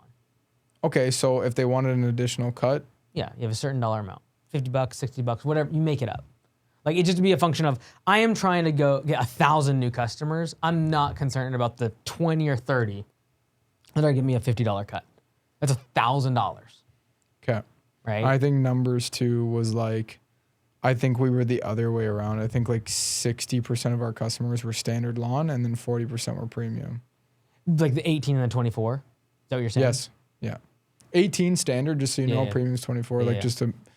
Because you could also just keep the premium like version of this and then give the option. Like you could just say like, hey, you accepted standard snow. Here's premium snow and here's standard mowing and premium mowing. Yeah, so you could have that. So when we call them, I could just say, when we call them, I could make it easy for the premium customers. We can match your price currently that you're paying right now. 24 cuts. For 18 cuts, and then the upsell would be the next one. Not the upsell, but the other package would be the premium. If you want to spend a couple $100 more, we can do the premium. Got it. Yeah. I think that's like, it's splitting hairs because we're talking about like probably a delta of like 50 grand. I just don't think that's gonna change whether or not we just focus on doing the upsell and make an extra $1 million or $2 million. Smart. Right, so like I agree with you. There's some blocking and tackling of like, do I offer premium person premium? Do I offer them just 18 and there's another additional upsell? Just know that if you can say it's the same price, you will double your conversion because you know they already have that in their budget. And people don't think in terms of like annual; they think in terms of monthly costs. That's why everything is like your monthly lease and your monthly rent and your utilities is all per month. Mm-hmm. And so if you just keep that same all year round, you don't have to resell them every fall. They're used to spending that money during the summer anyways. Yeah, that's why I want to keep it. And that's why the subscription model made sense to Yeah. me. And you brought me down a different perspective here that makes more sense. Yeah, because like as soon as you increase the number of billing cycles, you increase churn. And the main thing I think that you can cut a huge amount of operational drag on is this whole idea that you got to do contract renewals throughout the summer. All of that needs to be done in April. You also have this huge, like when you're selling emergency services, you have scarcity you can bake into this. Hey, Mr. Jones, we only have a certain amount of spots available. We've got to get you locked in by this date. Otherwise, the prices go up. Very simple. I think you convert 80 to 90% of your current customers that are happy you just finished their snow season. Let's go. Lock in next rate. Next year's, the rates are going up unless you pay by May 1st. You got so much for me to think about. Not think about, it's now action. Yeah. No, it's action for sure. It's a little blocking talking. You'll fill in the gaps. Yeah. Like the compensation model for the people calling. All the projections become so much easier when you know next season you already have 5,000 customers signed up in April for next snow season. Okay, that's good.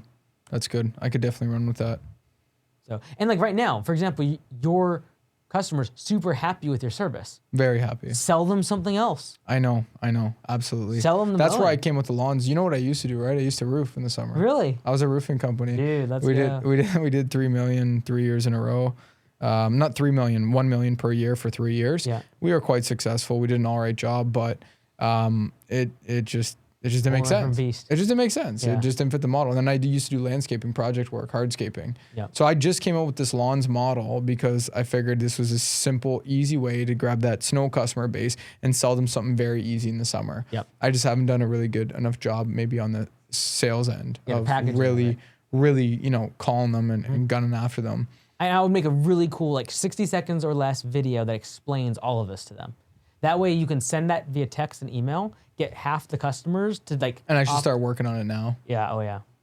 Yeah, I should start working on it now. I should start right when the new year hits, when we're not doing snow, get them on the phone and if you have your salespeople like dead now, like this is the perfect time. Like, hey, Mr. Jones, just making sure that everything was great on the last snow. But awesome, good. By the way, we're only offering this to our existing customers that have been really loyal with here at Northern Snow, and that is for mowing service, and it costs the exact same. So it's just like a 40% discount because usually it's around $80 per cut. We're gonna be doing it for $50 a cut because you've been a loyal customer. Do you want to just go ahead and pay that now, and that will cover you the whole off season, like during the summer? Okay. Yeah, that's simple. And then I could do the incentive for, what could the incentive be for the people who want to pay in full right then and there? They lock in this next year's price. Even for lawns? What do you mean? Oh, Okay. for like to get them to this lawn? Yeah, So I would so just say there's two tiers, right? So it's like, hey, I'm calling you. First, I'm trying to lock you in for next year's snow. Great, I gotcha. Yeah, you cool. wanna do two By for the them. way, there's this other thing that for everyone that signed up, we're offering this too. And it's gonna be 40% off. It's only our existing customers, and you actually stick to that, which is like you don't take customers outside of your snow route. 'Cause like you don't have to have this whole process of like selling jobs over the phone for mowing and all this stuff. Don't get into that. Just use your pricing from snow and it's just a conversion game instead of a sales game. Like you turn a customer service call into, I'm gonna sell you next year's snow and I'm gonna sell you also the grass for this coming season. Okay. And just match that price. Yep. The match of the price will literally double your conversion. As soon as you start having to do like, oh yeah, that's great, Johnny. Like, can you give me a price? Yeah, we'll get a price to you tomorrow. Boom, conversion half. Done. Killed. Yeah. Killed. Now I gotta compare quotes. No, like it's the same cost. Usually it's $80 a cut. We're honoring it to 50 because you're a loyal customer. Man, this is so like, because the thing is too is like, we would have to go in our software in 5,000 homes. We would have to go in geocode and measure all the lawns where we could just be like, it's the same price you pay for snow. Yep. And you're gonna have 10, So 5 to 10% that are way over, and you'll adjust them next year. I call and I say, hey, we're gonna lock in the same price you're paying right now currently for your snow if you sign up with us for next year. Yep. If you pay in full today. Yep. I'm also gonna offer you, if you're interested, we could do your lawn for the same price you got your snow for the whole season. Get the money. So like, be like, great, you want to be awesome. Almost everyone's gonna say yes because they literally are happy right now. Out of the 5,000, I bet 4,000 will be like, yeah, let's convert for next year. Great. And then right after that, after they say yes, because you want to lock that in first. Also, because you did that, we're offering this for this huge discount to those customers that did what you just did. Congratulations. You are now eligible to to be able to have this service for 40% off. Same cost of what you're currently paying for the other 6 months. For the other 6 months, we'll take care of your lawn. I say you get 30%. Dude, that would smash. That's gonna so How much work. cash you have going into spring too? Oof, that is a dynamite chess move right there. I'm gonna go for it. I'm gonna try it. So then, right now, the agenda for Stefano is to just really focus on having a stronger business all year round. Maybe introduce some shoveling, take a max of 500 to 1,000 customers in the fall time. Probably try and get to that like 7.5 million mark. Maybe grow by 50% from 5 to 7.5, and really nail down a model that makes sense. Do you want me working in the background on having a strong business at 300, or is that for next year? I would be kind of in the back end thinking about building the systems and the model for a person that has 100 grand. Okay, so focus very, very strong and very hard on building systems. Yeah, like when you have minutes downtime or like visionary time, and you're like, I just want to like think about the future of the business. Think about how do I do this with someone that has 3 to 4 tractors, wants to get started from my content, and just nail all the things they need to do. The checklist of setting their business up, getting the tractor thing, getting the insurance, like all these little. You just keep nailing that system, because then once you have the business now that's doing 7.5. Camcorder or documentation for the systems? For like software related things, screen recording is great. For everything else, checklists are great. Like for example, when they leave our training, they have 4 pages of like, do all these things.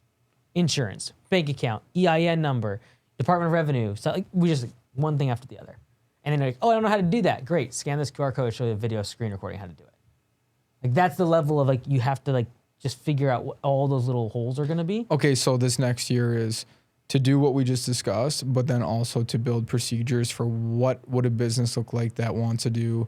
I don't know. Say what's a good revenue mark? 1 million. 500 million. Yep. $1 million. They want to get to 1 million in 2 to 3 years, right? They're gonna start with Quicker you get them there, the harder they're gonna stick around to go even crazier. Yep.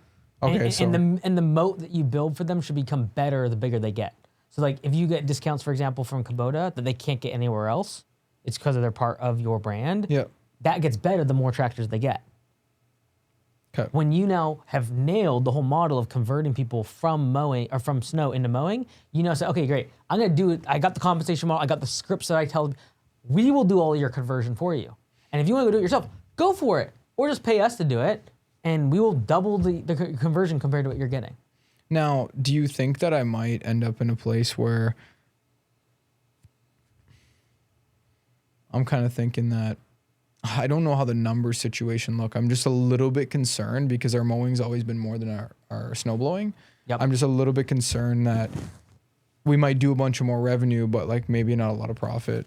That's all I'm concerned about. But I don't know how the numbers look, right? Because if I'm just matching everybody's snow price, it's kind of like a little bit of a shot in the dark, but. Well, the thing is, if you have a bunch of lawns where it's a bunch of weeds, I know at $50 a cut, you might spend 25 to 30 minutes for an operator to mow the lawn. Our guys do 20 lawns in an 8-hour day. One person.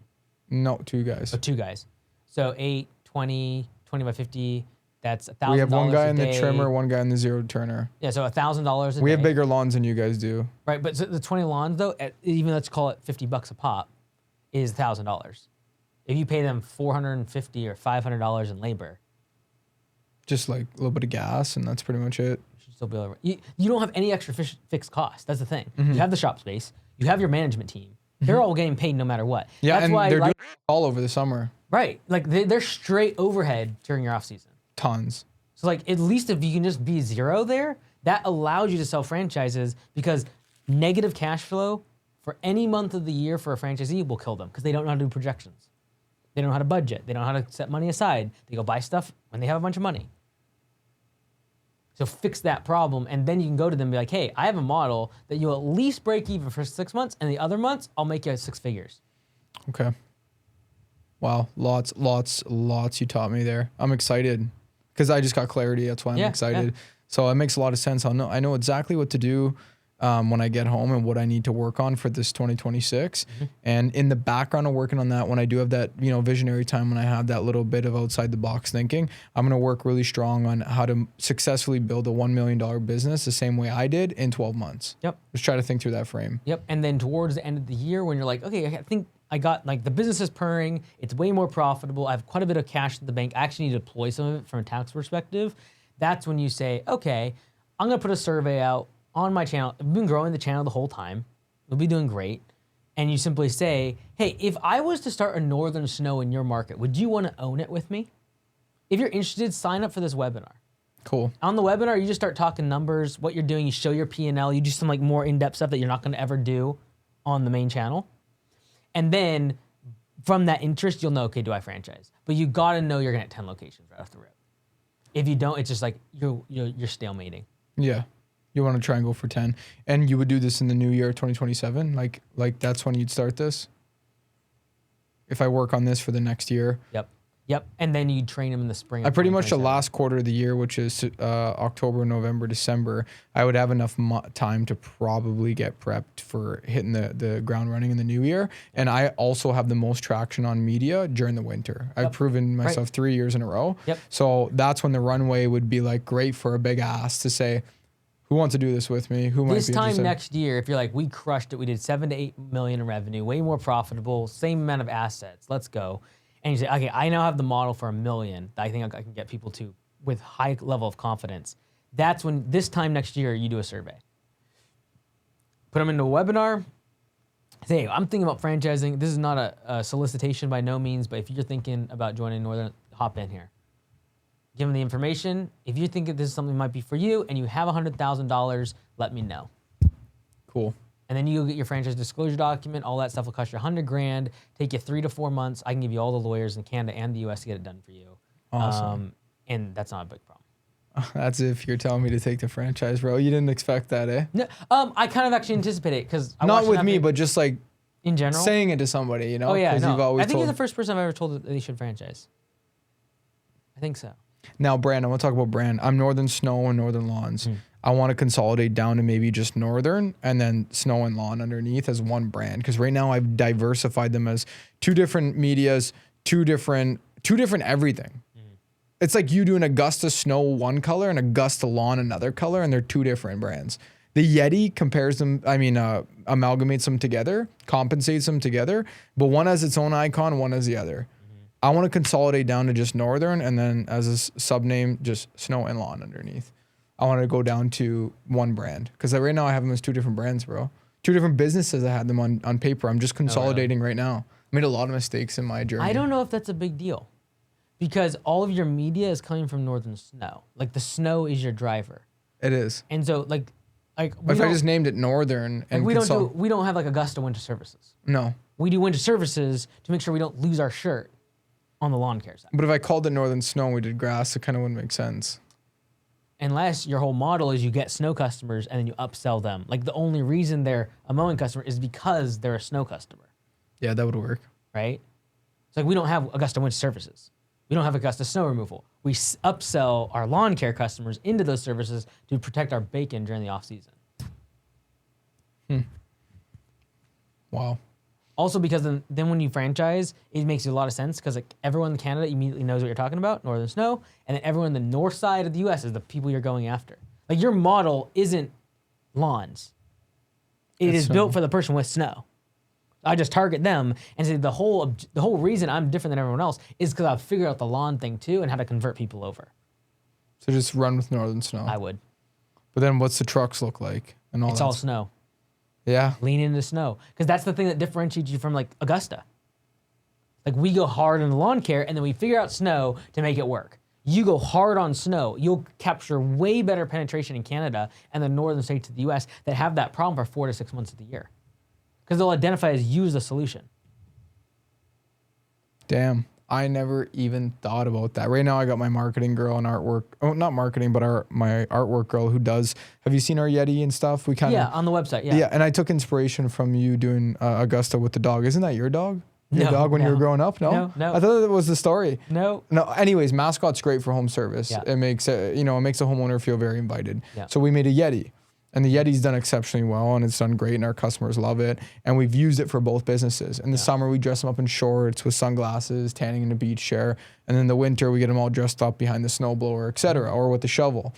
And this Yeti's gone very far for us. But when we look at both businesses, Northern Snow has its own tractor icon. Northern Lawns has its own mower icon. They have two different icons, and one's a green palette tone, the other one's a blue palette tone. Yeah. I've made two different businesses. Yeah. For the same customer. Yeah, I would lean into Snow. Just all Northern Snow. Yeah, because you think about, okay, when you franchise, there is no other snow service that's franchised that's really popular.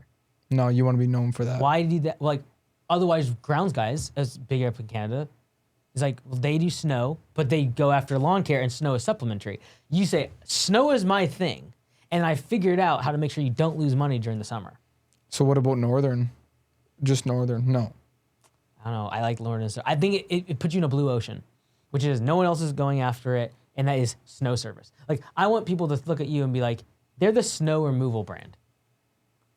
And then you figure out how to make sure the metrics and the unit economics work for your franchisees around the summer. Cool. Then you could become you could say this, you're the biggest residential snow company in the world. You can get that much faster than saying we're the biggest lawn and snow, like. Don't even bother. Yeah. It's your niche. Again, your media, it's like everyone's looking at you for the snow. Go after the snow, and they'll come for that, and then you say, by the way, the reason that everyone else in this industry stinks is because they can't figure out the summer. I figured that out for you. Join my franchise. Done. You're cleaning up my inventory, bro. You're cleaning up my inventory of questions and problems. It feels good always speaking to somebody that's just like, gone through a lot of it and has the answers. Like I told you before when I first seen you this morning, like I just sometimes feel so lost and so alone. It doesn't matter that you got 800,000 subscribers between all your platforms. It's like sometimes you need somebody. These people are looking not only for entertainment, but sometimes they're looking for, I don't know, they're just inspired, right? Like I'm inspiring a lot of people right now. Yourself, you're doing the same thing. And I hate feeling lost because I want to be able to give the best I can to those people. And I want to make sure that they're seeing me grow too, because then I just kind of become boring. Yeah, and your audience will grow with you, right? So like, especially right now, like you will eventually love business more than the entertainment and the views. So you saw this with like Alex, right? Heavy views, very and he's like, forget that. Like, I just want to talk about business. And I'm not saying that you're gonna do that. You should do that. I'm not saying that. I'm saying that's okay. Like that evolution can happen as a creator, and that's fine. Like, yeah, for me, like even right now with our, like we are booming the hardest we've ever boomed ever. Like right now, currently me sitting in this chair, this is all time high. I've never seen the channels go this hard. Yeah. And I'm here talking to you, but I don't give about like I came as quick as possible. We're doing a Vlogmas right now. I should be home, still filming every day. We just had the biggest snowstorm of the year yesterday. There's a lot of operational juiciness happening at home. Yeah. Like I should be home, but this matters way more to me. And that's why as soon as you said December 22nd, like I took your first date, right? Yeah. I took it because this is important to me and this is actually what I care about more. It's not really about the views. It's just cool to celebrate what's going on. I do really care about the business more than anything. It's just I like operations a lot. Like I like it a lot. I love the human aspect. Like I could go out all summer and just hang out with the boys and go cut grass and do shit with them and just vlog, Yeah. It's been so easy and second nature to just have a guy with a camera film me doing what I love, which is business and being around the camaraderie and the guys and the culture. So for me, it really hasn't been about that. What I feel really stuck on is what happens next. You know, I'm like getting overwhelmed. And I'm your like, audience will feel the same way. Yeah. So like, there's people that watch me from way back when. Now it's 6, 7, 8 years. They have their own business and they're running into problems of like general managers, multiple locations. It's like the books. If you actually just look at them, it's like I was just solving the problems for my audience that was like 2 to 3 years behind me, right? And so like people will have watched your videos for a year, 2 years. In a year, they've started their own. They have 2 or 3 tractors. Like, okay, how do you do hiring? Because I'm really thrilled with your 40 tractors and 50 tractors out there doing snow, but like I need to learn how to hire someone. And it's like your products, even going from like merch down the road to like a franchise, is like you're just solving the problem of your audience. Right now, they're looking for community. They're looking like, I want to rep the merch. I'm inspired. In 2 years, they'll have their own business. And so you'll merge your content with them. Mm-hmm. And sales team, or not sales team, sorry. That was well said, actually. I never even thought about that. Yeah, that is true. You grow with them, really, ultimately. And if you look at your average age of your viewership, it'll follow you too. Yeah. It's like literally. We have a lot of kids right now. Yeah. But watch in 5 years, they'll be 5 years older. And your average age will just stay there. Yeah, we got a lot of kids right now. If you look at my average, because I'm doing it for like 8 years. But like, if you look at the average age, it just followed my age. Mm-hmm. So now my average age is like 25 to 35. I'm 30. Yeah. But if you go back 5 years, it was 20 to 30. Yeah, it was. Yeah, it absolutely was. I had a thought there for something else. You helped me with brand. I should just go Northern Snow. I should be known as Northern Snow. That's what everybody knows me for. That's what everybody loves. You want to be the snow guy. That's like, where all the content is. That's where all my hookups like the king are. of the north. I'm the snow guy. When you think snow, you think you. The same way people like think lawns, they think Mike. You want them to think snow when they think you. Thank you, man. That's when I think lawns, I think of Mike Andes. Yeah. It's like you just want to be the snow guy. Don't try to dilute it. If I was tomorrow, like I'm doing HVAC, Augusta HVAC. You're like, whoa, what? Right? Like, don't care what the logo is. Like, I saw you as the lawn guy. So should I rewrap my trucks right now? They're gonna be used for snow half the year, anyways. So wrap them blue. I would just wrap them blue, dude. You want to be northern snow. Like, think about even northern lawns. Where all is northern, where there's snow. Yeah, you want it to be a blue company. Yeah. Okay, done. Solved. You answered a lot of questions for me. Awesome, man. You're gonna crush it. Thank you. Thank you. I think that the biggest thing is your level of care comes across in your content, and that's why what makes a good franchisor is someone who actually cares about the people, and I know you do, whether it be your team and even the people that would eventually become franchisees, and most people don't. I just know that, and like I can tell when someone has sales breath and they're trying to sell a franchise, and they just see that as like the fastest way to make money. It's not. The fastest way to make money is licensing, where you say we will do it for you and you will pay us, and you're off to the races. The amount of time it takes to build a franchise is so much harder and more legally intensive, and it will drain your energy so much. But that community becomes 10 times stronger because you're wearing the same brand. Mm-hmm. Like Tractor Boys becomes a real deal. Yeah. Oh yeah, big time. The merchandise would go a long way with it. Like you get people in the door with like free content, then merch, and then you join a franchise. There's your funnel. I think that's like the thing that we had to figure out the most when it comes to like, how do we build this funnel out? So for example, it was like, you watch content on YouTube for free. Great. Okay, watch my courses for free. But now I have your email.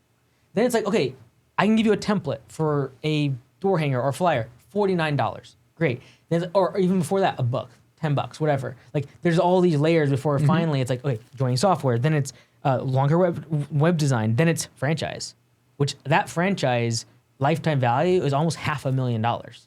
But that's after layers of getting them through the funnel. So you're building out your funnel, right?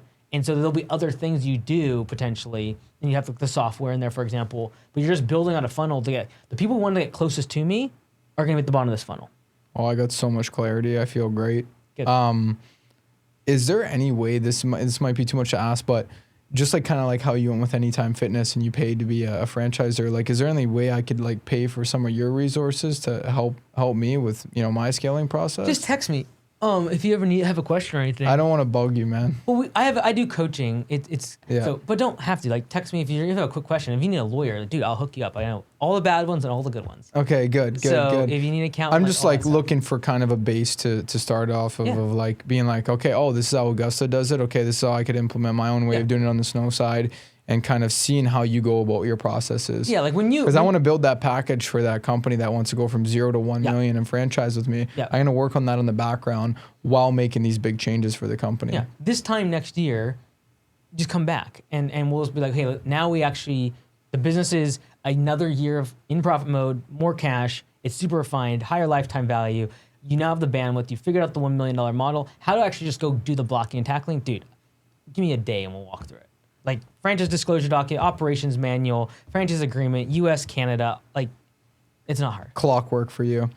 And paying the employees, you recommend me getting on the same P for P model or stick to my contract base that I do right now? Because now if I'm gunning towards this big operational conglomerate of having a very intense summer side too, I need guys full-time all year round, which means no more 6-month contract. They go to a full-time position. So are they employees up there or are they contractors? No, they're all employees. Oh, They're okay. just on a flat rate contract. Cool. Just flip them over during the summer. 'Cause Okay. it's the same cost, right? So Yeah. that's what's nice about the pricing. You also bake in the fact that, hey guys, you made X amount during the winter. You're gonna make X amount during the summer. So pretty much a salary. Well, you're basically gonna match whatever they're making during the winter, Yeah. right? And so, and I also think that there are gonna be some operators that want to have 6 months off. I was always amazed by when guys are like, I don't need anything during the winter. I'm like, okay, come back during the spring. Like you're gonna have. That's so fucking weird because I'm the complete opposite. We're always thinking like, how do we give people full-time work? And some people are like, no, I want to work crazy amounts of hours. That's on like the us for the tractor. winter in Sault Ste. Marie. There's so many guys. Like I will say that about half of our guys will just be like, "Nah, dude, I'm good. I got my Yeah. own thing going on in the Yeah. summer." And Like, some of them won't like to do mowing, so they'll bail too. yeah. So you literally just like now it's like very easy. We almost never have to lay people off. We just say, So hey, do you want to leave during this time? And we guaranteed position to come back during this time. And half of them are like, yep, we just have that. Oh, Mike, man, you're gonna change my life. Good. I appreciate Good, you. man. Change my business.